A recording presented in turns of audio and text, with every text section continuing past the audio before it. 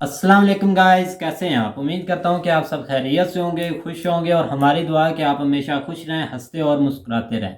मेरा नाम है रहमान अनवर और मेरा नाम है मोहम्मद सुहैब। और मैं हूं जफर इकबाल। और आज हम जिस वीडियो पर करने जा रहे हैं, इस वीडियो का टाइटल है full episode voice of Kashmir. तो ये भाई कश्मीर से इंटरव्यू कर रहे हैं सर लॉक कश्मीर के बंदे का, और काफ़ी भाइयों ने रिक्वेस्ट भी की थी। था है तो भाई एक इंटरव्यू इस पे वीडियो बनानी भी ज़रूरी है। जिस तरह के आप देख रहे हैं कि जिस तरह के लोगों की एक थिंकिंग बनी हुई है, तो उस लिहाज से जो है ना, अगर उन्होंने ये एक इंटरव्यू किया तो ये उनको उस चीज़ की जो है ना वो दाद देनी चाहिए। उन्होंने बिल्कुल एक बहुत बिल्कुल अच्छा स्टेप लिया है कि लोगों को पता चले कि वहाँ पे क्या हो रहा है, क्या क्या लोगों के जो है ना वो ख्यालात हैं, और किस तरह जो है ना वो लोग वहाँ पे जो है ना वो रह रहे हैं। बिल्कुल ऐसे ही। तो चलो सबसे पहले वीडियो देखते हैं। अगर वीडियो पसंद आए तो लाइक सब्सक्राइब जरूर कीजिएगा और कमेंट में अपनी राय का इजहार जरूर कीजिएगा। तो चलो वीडियो करते हैं शुरू।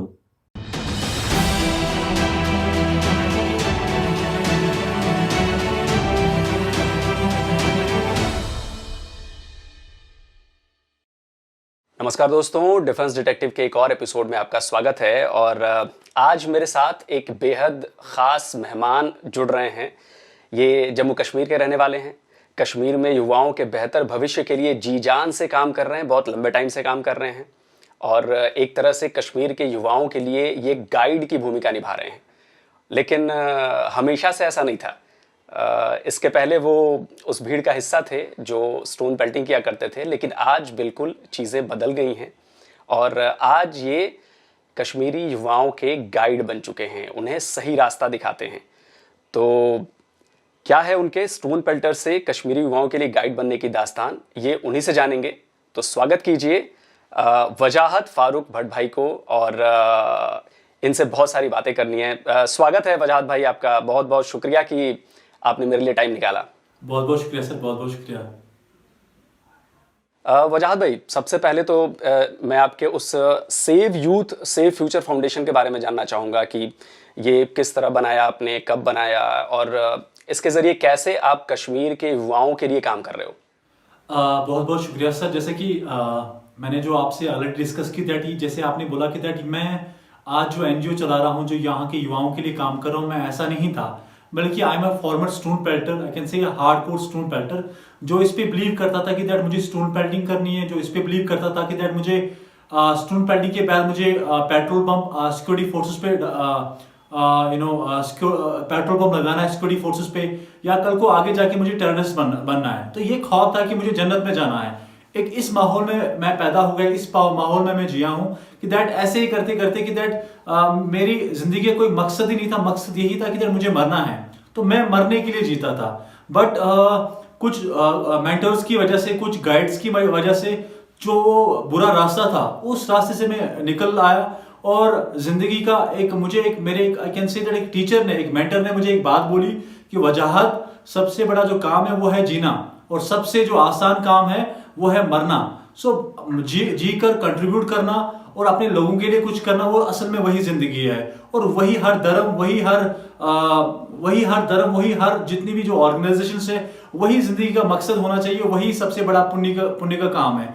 तो उसी को आगे लेते हुए मैंने इनिशिएटिव उठाया save youth save future foundation का, जो कि पूरी वादिया कश्मीर में काम कर रही है। उन लोगों के लिए काम कर रही है जो रेडिकलाइज हुए हैं, जिनको जन्नत के सपने दिखाए गए, जिनको रेडिकलाइज किया गया, जिनके जन्नत के ख्वाब दिखाए गए, और इसलिए उनको वहां से उस थॉट से निकालने के लिए जो जिंदगी का जो मकसद है वो सिखाना, वो बताना, और गलत रास्तों से निकालना, वो मेरी जिंदगी का मकसद बना। और हम पिछले 4-5 साल से हम काम कर रहे हैं, हमारी ऑर्गेनाइजेशन पूरे वादिया कश्मीर में, और यही मकसद था कि जन्नत को जन्नत बनाना है।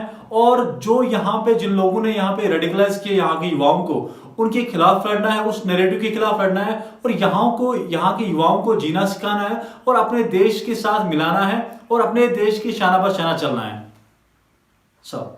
बहुत शानदार काम कर रहे हैं वजाहत भाई। अच्छा, करीब मुझे लगता है कि 2018 में आपने इस फाउंडेशन की शुरुआत की थी, तो करीब 4 साल गुजर चुके हैं। और अगर मैं आपसे, मुझे पता है कि सैकड़ों हज़ारों बच्चे आपसे जुड़े हुए हैं, बहुत सारा काम आपने उनके लिए किया है, तो अगर मैं आपसे पूछूं किसी एक ऐसी सक्सेस स्टोरी के बारे में, मतलब कोई एक जो सबसे मुश्किल हो आपके लिए और आपने उसके लिए, मुझे क्या मतलब मैं ये कहना चाहता हूं कि आपने उसके लिए बहुत बड़ा खतरा भी मोल लिया हो और लगता हो कि नहीं यार मैंने उसके साथ ऐसा किया, आज वो बेहतर स्थिति में है, तो कोई एक ऐसी सक्सेस स्टोरी हो अगर आप मुझे बता पाएं दर्शकों के लिए। सर मैं आपको ये बताऊंगा कि दैट जब हमने एनजीओ स्टार्ट किया तो मैंने जो हमारे लिए अचीवमेंट ये था कि सबसे बड़ा अचीवमेंट हमारे बहुत सारे, जो मैं ये कह सकता हूँ कि दैट हमारा अचीवमेंट, हमारा कंट्रीब्यूशन है हमारे लोगों के लिए, हमारे कश्मीर के लिए और हमारे नेशन के लिए, वो ये था कि दैट हमारी वजह से कुछ ऐसे लोग थे जिन्होंने जो फॉर्मर स्टोन पेल्टर थे, हार्डकोर स्टोन पेल्टर थे, वो आज अगर आप देखोगे दैट उन्होंने वो रास्ता छोड़ दिया। और उनमें से एक लड़का है, मैं नाम मेंशन नहीं कर सकता, बट आई रियली वांट कि दैट वो आपकी शो में एक बार आ जाए, मैं इसको इनवाइट भी करूंगा कि that he is a former stone पेल्टर। वो पहले 2007 में जिसको पीएसए लगा था, जो कि दो साल वो जेल में रहा है और इतना रेडिकलाइज बंदा था, उसको हमने जो हमारा कंट्रीब्यूशन था और अल्लाह की मदद थी और हमारे मेंटर्स की मदद थी कि दैट वो हमारे साथ जुड़ गया और वो फॉर्मर जो स्टोन पेल्टर था वो आज डिप्टी सरपंच है, जो आज लोगों के काम करता है, लोगों के काम और अपने कश्मीर के लिए कुछ कंट्रीब्यूट करता है। ऐसे ही करके कुछ ऐसे भी जिन्होंने टेरर रैंक्स ज्वाइन किया था और मेरा एक आई कैन से दैट हमने उसमें ये कंट्रीब्यूशन है कि दैट उसको हमने घर लाया। उसमें जो उसने पहले टेरर रैंक्स उसने ज्वाइन की थी, हमने कुछ ऐसे इनिशिएटिव लिए, ऐसे कुछ काम किए जिसमें बहुत खतरा भी था, मगर वो उसको किसी भी सूरत में हमने कोशिश की और हमारी कोशिशों की वजह से और उनकी फैमिली की कोशिश की वजह से, यहाँ की सिक्योरिटी फोर्स की वजह से, और वो वापस घर आया। तो मुझे लगता है कि हमारा बड़ा एक कंट्रीब्यूशन था जहां पे हमने कुछ लोगों की जान बचाई और वो आज अभी एक लड़का पढ़ रहा है और दूसरा डिप्टी सरपंच है। ऐसे करके मुझे लगता है कि हमारा सबसे बड़ा कंट्रीब्यूशन है। और इसके अलावा जो हमने आज हमारी एक सक्सेसफुल हमारा भी एक कंट्रीब्यूशन है कि आज अगर आप देखोगे दैट हमारी जो एनजीओ हमने स्टार्ट की 2016 में, यही एनजीओ पूरे कश्मीर में काम कर रहे हैं, डेराडिकलाइजेशन पे काम कर रहे हैं, यूथ एंगेजमेंट पे काम कर रहे हैं, यूथ टैलेंट शोज हमने कराए। रिसेंटली अगर हमने देखोगे दैट हमने शोपियां में जश्न चलान किया, जिस शोपियां साउथ कश्मीर में, जिस पुलवामा में एक टाइम पे टेररिस्ट के नारेबाजी लोग 10,000 20,000 लोग आ जाते थे, उसी हम शोपिया में हमने एक जश्न चलान किया जहां पे हमारे एक इवेंट में 15,000 लोग आए, वो भी तिरंगा लेके, और उनका ये कि मकसद था कि हमें अभी जीना है। तो हमें लगता है कि हमारा कंट्रीब्यूशन था और ऐसे करके हम चाहते हैं कि जितना हो सके हमसे लोगों की तरफ से, हमारे युवाओं की से हमारा कंट्रीब्यूट हो जाए और उनकी जानें बच जाए और वो सही ट्रैक पे आ जाए और उनका कुछ कंट्रीब्यूशन हो इस देश के लिए, हमारे कश्मीर के लिए।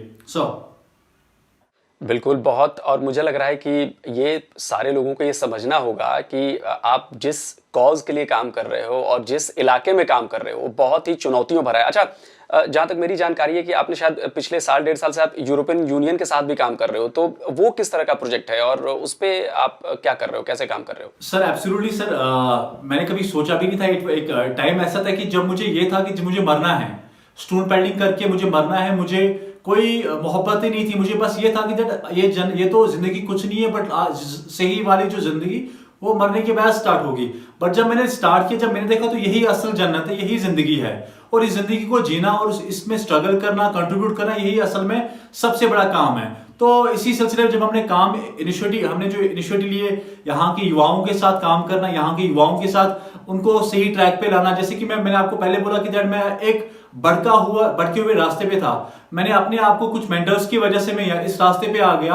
आज आगे देखो, हमने यही मेरा मकसद था कि जो भटके हुए लोग उनको सही ट्रैक पे लाना, और उसी में हमने 2019 में 2020 में हमें एक प्रोजेक्ट मिला यूरोपियन यूनियन का, 3 इयर्स का प्रोजेक्ट है, उस पर हम अभी भी काम कर रहे हैं। वो था डेराडिकलाइजेशन पे, उन लोगों को डेराडिकलाइज करना कि जो रेडिकलाइज हुए हैं, उन लोगों को सही ट्रैक पे लाना कि जो रेडिकलाइज हुए हैं एक्सट्रीमिज्म की वजह से, रिलीजियस रेडिकलिज्म की वजह से, पॉलिटिकल रेडिकलिज्म की वजह से, उनको मेन स्ट्रीम में लाना, उनको उस रास्ते पे चलाना जहां पे वो अपनी बात रख सके पीसफुल वे में, जहां पे वो अपना जो भी ग्रीवेंस है वो पीसफुल वे में रखे, और जो अपना उनके इश्यूज है उनका सोल्यूशन ढूंढे हम साथ मिलके।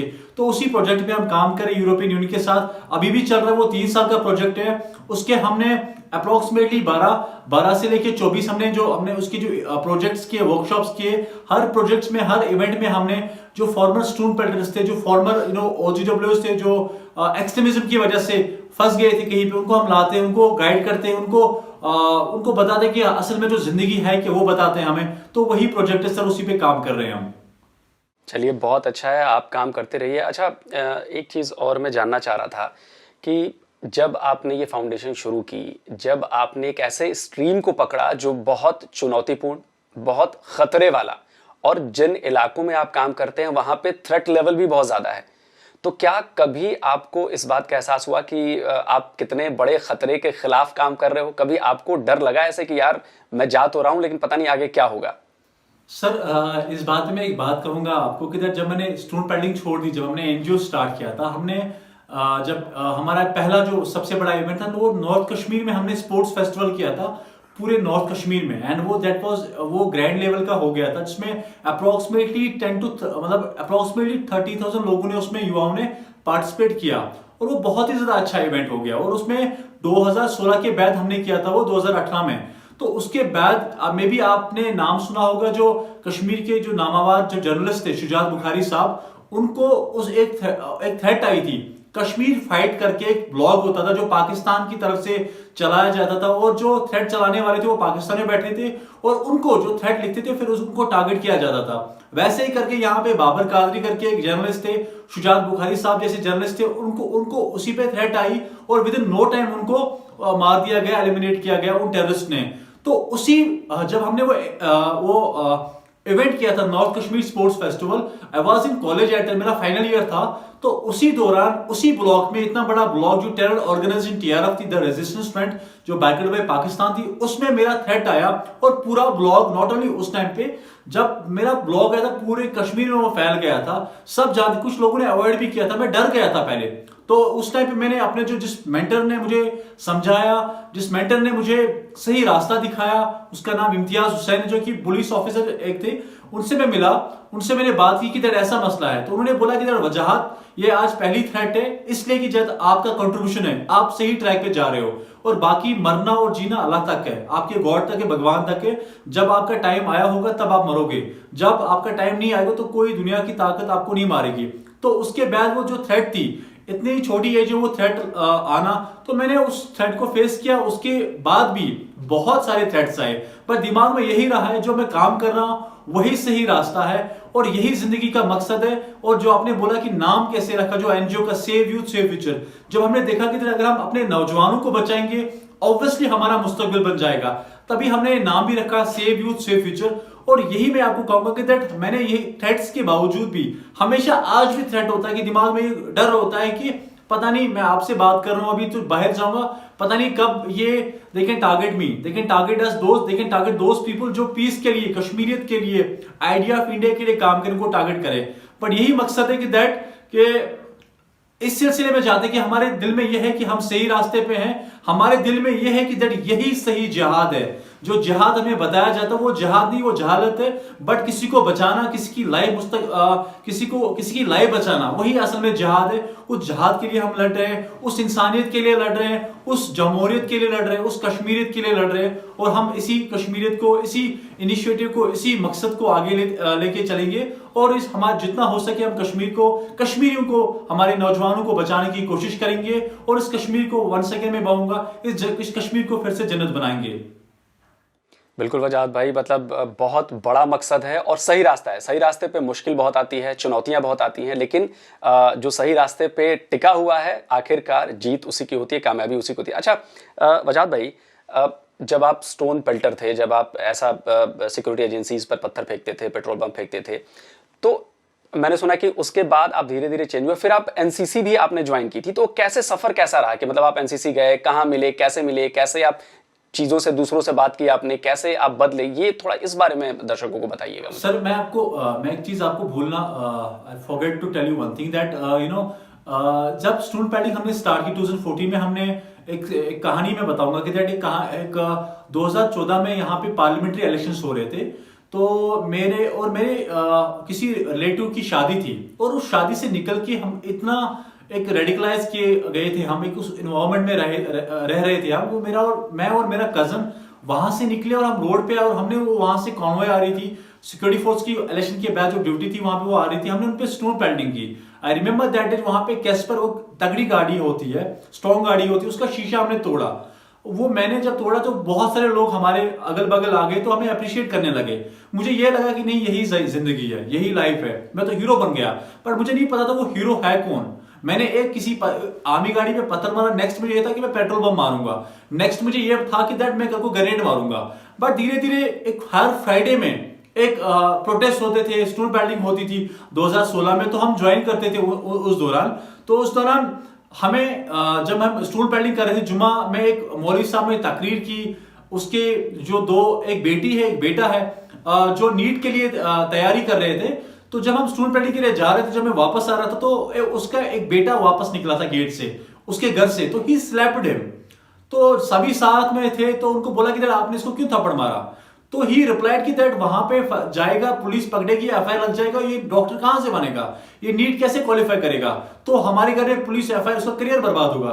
तो व्हेन वी आस्क्ड हिम आपका बेटा, तो मैंने ये सोचा इसका बेटा तो डॉक्टर बन जाएगा, इसका बेटा तो कल को नीट करे क्वालिफाई करेगा। बट हमारे जो फैमिली है, जो मेरे साथ मेरे दो छोटे भाई होते थे जी, वो स्टूल पैडलिंग में जाते थे, जो ये नारा था कि जिहाद करना है, वो उनका कोई लाइफ नहीं है। तो वो चीज से भी मुझे ये चीज से नफरत हुई।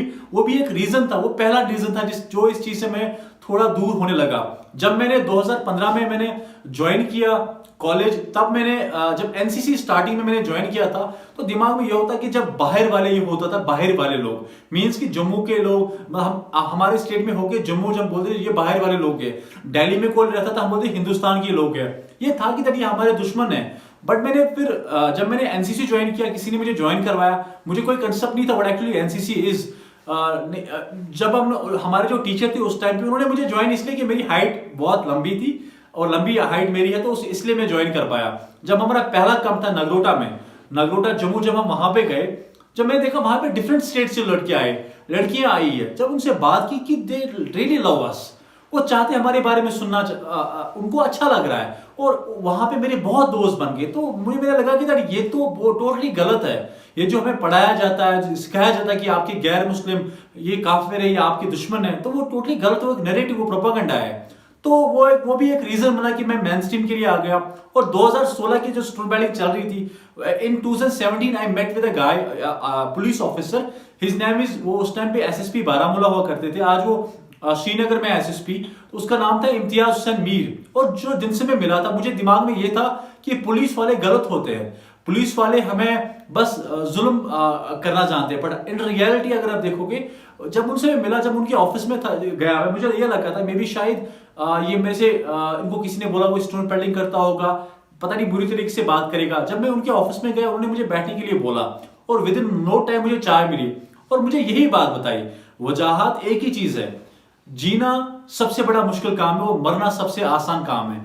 आपका अगर आप मरने की कुछ सबसे आसान, मरना इसलिए कि किसी का दिमाग खराब हो गया, उसने जहले में छलांग मारी और मर गया, गाड़ी के नीचे आ गया मर गया, गन उठाया और मर गया। बट सबसे जो मुश्किल काम है वो जीना, स्ट्रगल करना, जितने भी आपकी जो मुश्किल घड़ी आएगी, मुश्किलात आएंगे, उनसे लड़ना और वो हासिल करना, वो उनसे जीतना, वही सबसे बड़ी कामयाबी है। और मुश्किलात में लड़ना और बाकियों के लिए कंट्रीब्यूट करना, अपने युवाओं के लिए, अपने कश्मीर के लिए कुछ कंट्रीब्यूट करना, वही असल लाइफ है। तो उसी को मैं चलते चलते उनकी मेंटरशिप कंटिन्यू रही और उन्होंने कंटिन्यूसली गाइड किया। उसी दौरान मुझे और एक आई रिमेम्बर हमारे जो इंडियन आर्मी के ब्रिगेडियर थे, ब्रिगेडियर गिरीश कालिया सर, उनसे मुलाकात हुई, उन्होंने मुझे गाइड किया, उन्होंने कैसे संभाला, एज ए जब मुझे कोई प्रॉब्लम होती थी उनसे डिस्कस करता था, उन्होंने एज ए मेंटर मेरे को गाइड किया, मुझे चलाया। उनके एक ऑफिसर, दो ऑफिसर होते थे, कैप्टन अंकुर और मेजर सुशील सर, उन्होंने मुझे छोटे भाई की तरह चलाया और बोला कि ये बुक्स पढ़ा करो, आप एग्जाम्स के लिए क्वालिफाई करो, क्या चाहते हो आप बनना। तो कभी कभार मुझे हेल्प भी की थी, ये चीज चाहिए, ये चीज चाहिए, हमेशा उन्होंने मुझे गाइड किया। और भी कुछ बहुत सारे ऐसे ऑफिशियल्स थे, मेंटर्स थे, दोस्त थे, जिन्होंने गाइड किया और जिसकी वजह से मैं जो रास्ता मैंने चुना था उस रास्ते से मैं निकला और मैं उस रास्ते पे आया जो बस यही सिखाता है, जीना सिखाता है, जो ये सिखाता है कि दैट जो ये सिखाता है कि बस लाइफ में एक ही चीज होनी चाहिए कि वो कंट्रीब्यूशन आपका होना चाहिए। उस कंट्रीब्यूशन के लिए मैं जी रहा हूँ कि मेरा भी कंट्रीब्यूशन होना चाहिए, हमारी ऑर्गेनाइजेशन का कुछ कंट्रीब्यूशन होना चाहिए, जहां पे हम किसी की मदद करें, जहां पे हम किसी की किसी मुश्किल टाइम पे उनको उनके काम आए। तो यही असल में जीना है। तो गाइस जैसा कि आप वीडियो देख रहे थे तो वीडियो भाई काफ़ी इंटरेस्टिंग है। भाई वजाहत बहुत अच्छी बातें कर रहे हैं और बहुत अच्छी अच्छी बातें बता रहे हैं अपनी लाइफ के बारे में, और वो जो उनका मिशन है बस सेफ यूथ सेफ लाइफ ऐसे, तो बिल्कुल सेफ फ्यूचर। तो भाई ये है कि 2 पार्ट बनाते हैं, काफ़ी लंबी वीडियो है क्योंकि इंटरव्यू काफ़ी लंबा लिया हुआ है, लंबे तक चलता रहा भाई, उन्होंने इतनी बातें की है। तो ठीक है, उनसे उनकी बातों से भाई एग्री करता हूँ कि उनको भाई जो अच्छा रास्ता लगा उन्होंने अपना भाई चुन लिया और बस उस पर लग गए, और यही है कि वो एक अच्छा काम कर रहे हैं तो भाई वो करता ही जाए। मैं तो बस यही कहना चाहता हूँ। यार समझ नहीं लगती कि एक मतलब कि कभी ये जाद में चला जाता है, कभी इंडियन आर्मी को पत्थर भी इसने मारे हैं, फिर वापस भी अच्छे ज्ञान देने भी आ जाता है। इस बात का एक कंफ्यूज रहेगा।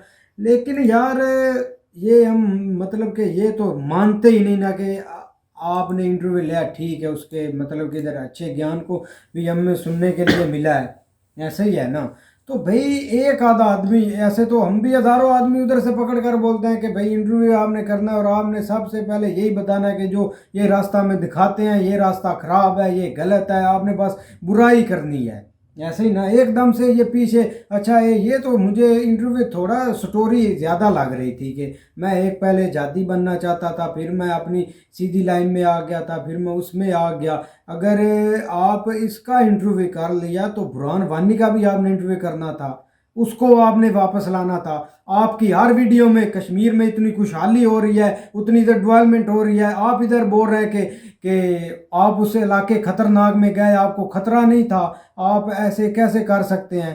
खतरा उधर फिर कहाँ आ गया? यार इस वो बात का भी जहाँ जवाब पर दो ना। वो प्लेटून की बात कर रहे थे ना कि वहाँ पर ऐसे लड़के इकट्ठे थे, वो ये काम कर रहे थे, जो सिक्योरिटी फोर्सेस थे उन पर पथराव या कर रहे थे, या पेट्रोल पंप वो जो होते हैं वो बोतल में होते हैं स्टोन पेल्टर जो भी। मैं बताता हूँ उसका मतलब ये होता है कि जो गाड़ियाँ वहाँ से गुजर रही होती हैं ना जम्मू में फोर्सेस की, उसके ऊपर ये पत्थर मारते हैं, जो है ना वो पेट्रोल की जो है ना वो उसमें आग लगा के, बोतलों के अंदर आग लगा के उनके ऊपर फेंकते हैं। ये इस तरह की जो है ना वो चीज़ें, ये एक उसमें ज़्यादातर जो है ना वो सही बता रहे हैं कि यंग जनरेशन होती है। बिल्कुल यंग जनरेशन होती है, यंग जनरेशन को उकसाया जाता है, फिर ये कैसे बच गया? मतलब कि ये एक बार जहादी बना, फिर भाई ये वापस आया, इसने ये बोला कि मैं अच्छा काम करूंगा, मैं ऐसी यूथ बनाऊंगा, इनको सेव करूंगा, अलाउक सर के साथ इंटरव्यू कर लिया, आर्मी के साथ पिक्चर ले ली, अवार्ड वूड ले ले, चलो भी अब ये जहाज से हट गया, ये ज़िंदगी जी रहा है। ऐसे ही है ना। तो आज इनकी मतलब कि मेरी बात एक आप ऑलरेडी क्लियर सुन ले, जब भी मोदी की पॉपुलैरिटी खत्म होने वाली होती है ना, तब मोदी कोई ना कोई फसाद बढ़ाता है, खुद ही अटैक करवाएगा, बाकी उधर मुसलमानों को मराएगा, हिंदुस्तान को मरवाएगा और इल्ज़ाम डालेगा पाकिस्तान ने करवाया, वो उधर से जाती आ गए। मेरी एक बात आप भी ज़हन नशीन कर लें, जब जाती आएंगे ना तो ऐसे नहीं कि आपने कश्मीरी मारे और ये बोल दे कि ये जादी हैं। जब जादी आएंगे ना तो आपको भी पता चल जाएगा, जैसे पंडितों को पता चलाएगा कि अब जादी आए हैं।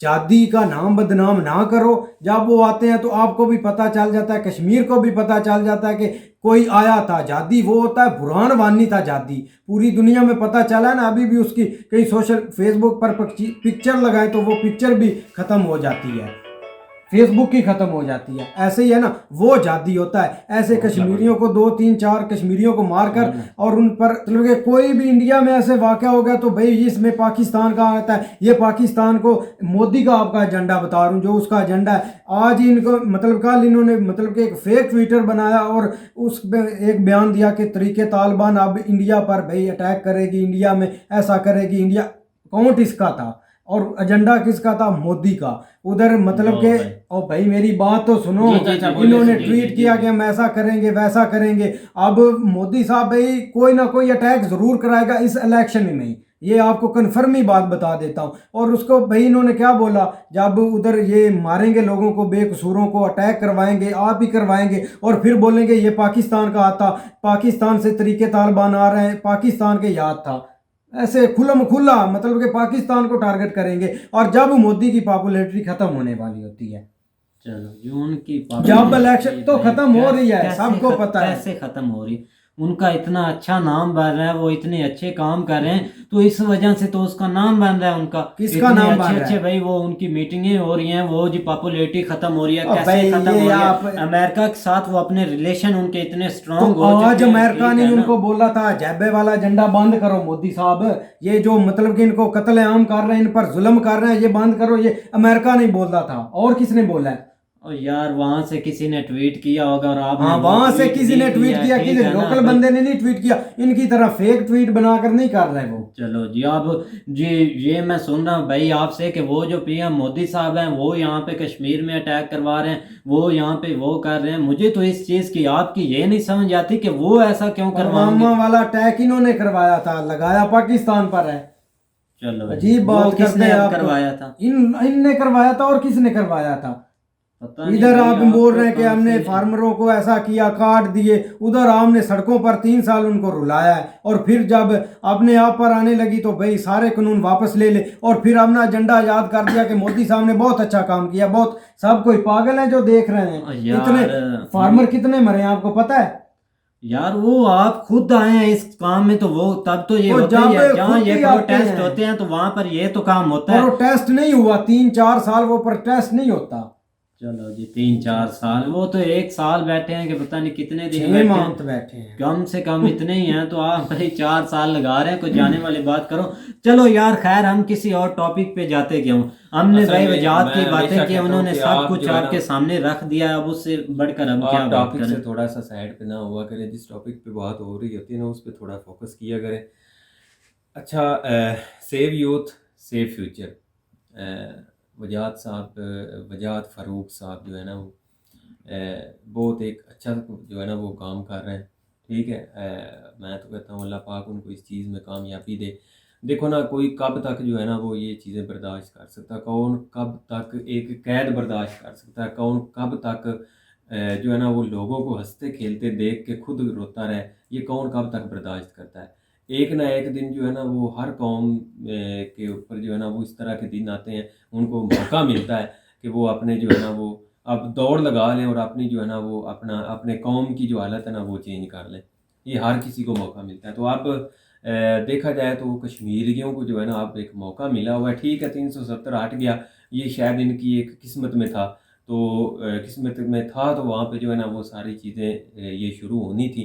जिस तरह वो बता रहे हैं, ये एक बहुत अच्छा उन्होंने स्टेप लिया है। अगर उन्होंने एक एक जो है ना वो NGO बनाया है जिसका मकसद ही यही है कि यूथ, क्योंकि सबसे ज़्यादा जो वहाँ पे डिस्टर्ब है या जो सबसे ज़्यादा गलत चीज़ों में पढ़ रहे हैं वो यूथ पढ़ रही है, ठीक है। और उनको अगर ये साथ मिला रहे हैं यार, अगर एक एक एक महीने में भी अगर एक बंदा आपने साथ मिलाते हैं तो ये इसका बहुत सबसे अच्छी बड़ा बात जो है ना वो जहाद है। जहाद बिल्कुल। ये नहीं होता असल में, जहाद के थोड़े से मैंने बदल दिए गए हैं लोगों ने। जहाद लोगों को मारना नहीं होता, लोगों के ऊपर जुल्म करना जहाद नहीं है।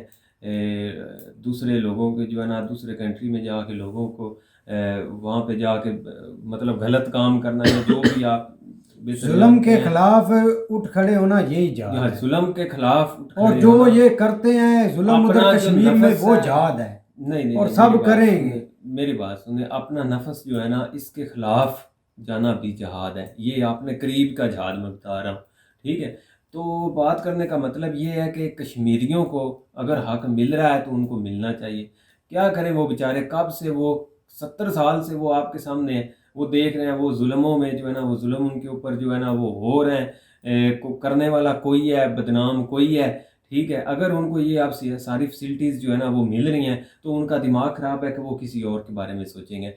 अब यही मिसाल ले लें, मुसलमान, ठीक है, एज ए मुस्लिम हम जो है ना वो सपोर्ट करते हैं सारे जो भी मुसलमान हैं। अगर वो जिनके ऊपर थोड़ा बहुत मुस्लिम मसाइल आते हैं तो हम सपोर्ट करते हैं। अब आप देख लें इंडिया में हमसे ज़्यादा मुसलमान हैं, ठीक है, लेकिन वहाँ पे वो खुश हैं, वो उनके अंदर मुल्क परस्ती बहुत ज़्यादा है। हमने कल ही एक वीडियो उसके ऊपर जो है ना वो की थी, जिसमें वो जो है ना वो लोगों की इंटरव्यू कर रहे थे और हर बंदा बता रहा था कि हम इधर खुश हैं, हमें किसी किस्म का कोई मसला नहीं, हमारी जान भी कुर्बान है, कोई हमारी तरफ जो है ना किसी को कोई तकलीफ़ नहीं होनी चाहिए हमारी, हम अपने अपने जो है ना ऊँच नीच हम खुद देखने वाले हैं। इसी तरह वो क्यों है, उसके पीछे रीज़न क्या है कि उनको एक अच्छा जो है ना वो माहौल मिला है, उनको ज़िंदगी जीने के लिए अच्छी सहूलतें मिली हैं, उनको जो है ना वो जो जो उनको रिक्वायर्ड है, एक नॉर्मल बंदे को हर चीज़ उनके पास अपने घर है, रहने को, स्कूल कॉलेजेस जो है ना, यूनिवर्सिटीज, हर चीज़ उनको जो है वो मिल भाई रही है। मेरी बात सुनो, इस दफा 264 कश्मीरी मरे हैं उधर साल में। शहीद तो कह रहे हैं। शहीद नहीं, मतलब कश्मीरी थे वो, जात वाले नहीं थे जो ये बोलते हैं जात नहीं, वाले हैं। कश्मीरी मुसलमान, इंडिया मुसलमान आर्मी शहीद ने हैं। उनको मारा है, मतलब नहीं, कि नहीं, और किसी ने। यार ये रिपोर्ट है, इसमें मतलब छुपाने वाली बात या ना करने वाली बात तो भाई होती कोई नहीं ना। ऐसी बात नहीं, तो भाई खुदा ऐसी का बात नाम क्यों नहीं, है, मैंने ऐसी वो बात आपको ना दिखा बोली देना है, करो। मतलब रिपोर्ट है। 1000 बार बोला ये बातें ना बीच में बोली करो, फिर उठा के भाई यही लाए आते हो। पता नहीं आपको कितनी बार बोला है कि ऐसा ना, वहाँ भी वो मार दी उन्होंने 200 किन्ने भाई बोल रहे हैं। ओ भाई तो मेरे भाई ये ना 2-3 किया करे, दिन खुदा की का बात है नाम। भाई, इन लोगों ने 5 मारे थे। और इल्जाम किस पर लगाया था कि अंत की जो ये बोलते हैं कि वो घुसपैठिए हमने मार दिए। ऐसे ही है ना, मतलब तो कि ठीक है, जब वो वो इस तरह की एक, न्यूज़ मतलब मेरी है, बात लेकिन सुनो ना, एक बंदा जाता है आप पर अटैक करने, मतलब वो 5 थे, आप कितने भी थे ये मुझे नहीं पता, आप जितने भी हों, आप एक जाता है बंदा आपको अटैक करने, तो खुद ही मतलब कि 5 के 5 ही आपने मार दिए। उन्होंने कोई अटैक नहीं किया आप पर, कोई हमला नहीं हुआ, आपको कोई गोली नहीं, किसी गोली ने नहीं छुआ। इस बात को नजर डालो ना कभी, कुछ दिमाग से भी सोचो कि अगर वो गए अटैक करने तो उनका एक भी नहीं मरा और इन्होंने 5 मार दिए हैं। और या ये ऑलरेडी इनको पता था कि वो आ रहे हैं और इन्होंने 2-3 सा स्क्वाड चारों तरफ घेरा और उनको मार दिया। मार कर इल्जाम किस पर लगाया कि ये घुसपैठिए थे, और ये कर रहे हैं, ये 70 साल से ऐसा कर रहे हैं।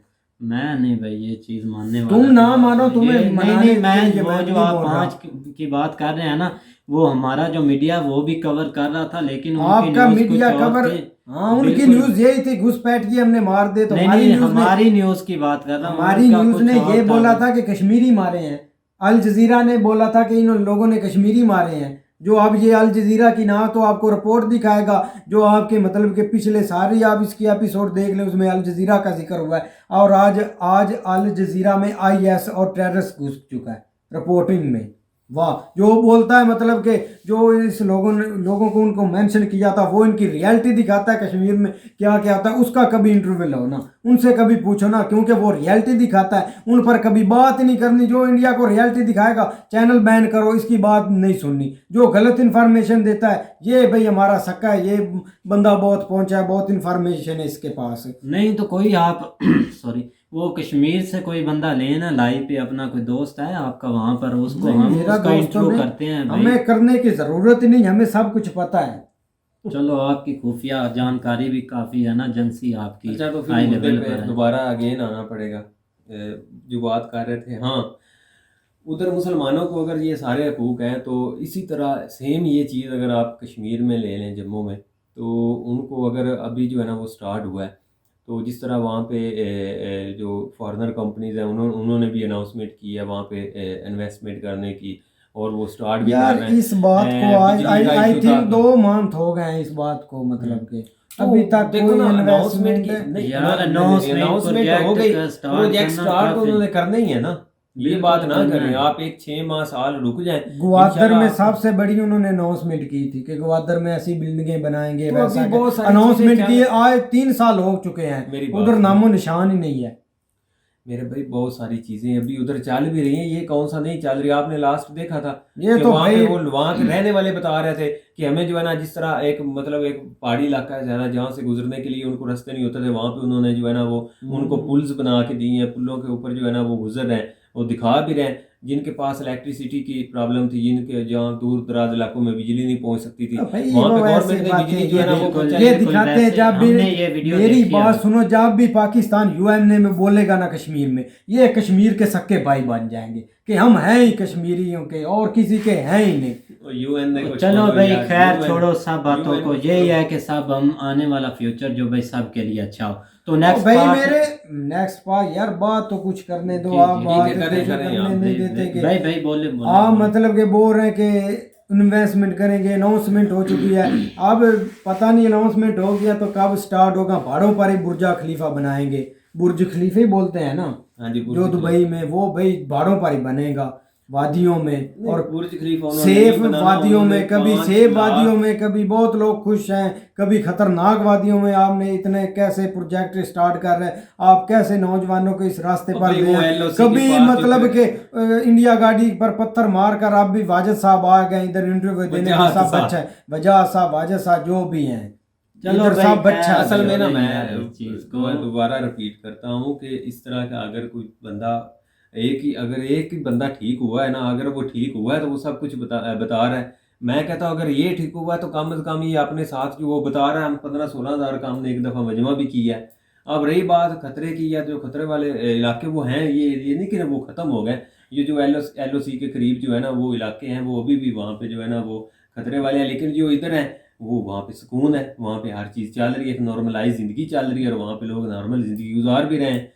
ठीक है। हाँ, इंडिया वालों ने बहुत मतलब कि अगेन उनके मतलब ऑपरेशन भी किए हैं, साथ वो मीडिया बुलाता है, बोलता है भी कवर कर भी गोली चलाने लगा उस अटैक पर। और नहीं, सब नहीं, कवर नहीं वो यार, भी पिक्चर हमें आपको मूवी दिखा मेरी देते बात हैं। सुनो, सही आपको यार, वहाँ पे सही। बहुत सारी ऐसी वीडियोस मिलेगी जहाँ पे लोग जो है ना वो खुश हैं, और वहाँ पे फैमिलीज जो है ना उनकी वीडियोस हैं। अगर जो अपना कश्मीर हमारा पर सब जुल्म ना ये करते इंडियन आर्मी, आज बुरहान वानी ना इतना बनता, वो आजादी ना बनता।